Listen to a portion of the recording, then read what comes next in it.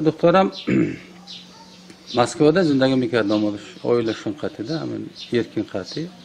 همین oilashon وقتی همین 15 سال همین erkin gum shud وقتی همین avgust sentyabrda دو ماه اینا نیافتن بعد این شغلی که همین دخترم ای عقبی شیش خسته همین خود ترکیه رفته خیلی معلوم نیست دیگه اینا زندگیشون مسکودا میکردن 2 سال بود کار میکردن همینجا زندگی میکردن بچه‌هاشون فکرم همین سطح سپردگی هر زندگیشون چخیل اینا خیلی جدا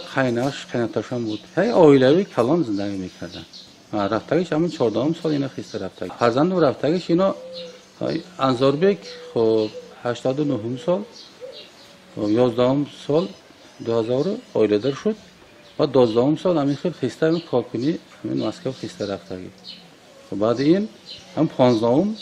اپریل دا همین ای مسکو دا گم شد بعد این خب خیلی گفتن که من همین دادارم یافتم بیارم گفته همین خیلی اونم گم شد لیکن دادارش بر وقت تر همین 12 فوریه 15 سال ای خود مسکو اینم گم شده بود کلینی بعد 6 ماه ای مسکو خسته اونم طرف ترکیه یا همین رفته نه اینا فازن ندارن نبود تماس تا نبرآمدیم خدایشون نبرآمدن که برآمدن با وقت رفتن یک بار ما گاز زدگی بودیم یک رفتنش تا بعد این تماس نبرآمدیم یگان ما خبر نداریم که جاشته باشد همینجا خیلی خود امور داخله اینجا پوش شدن یک جوره ما ملاقات بودیم امنیت همشون خبر هم اینترنت خطی یافتن در اینا را ما پرسیدم در من عرضه کردگی بودم همشون خیلی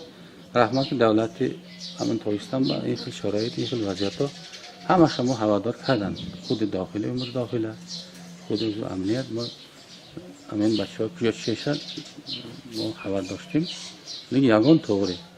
برآمدن گپ زدن با یگان چی نیست حال شرایط ما و فکرم منم طوری عقیدم اومد که مسئله کم بیزاتی مسئله ای که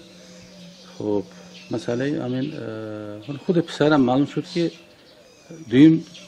کورس همین ختم نامدن گفت که من برای سیم کورس خیلی خودم گفت من پول میبیارم یا اون گفته این مسکو رفتن خسته برای هر سال شرطنامه بود همین یونیورسیته خوندن حاجی خشاده 4200 سوم سماس پردن در کار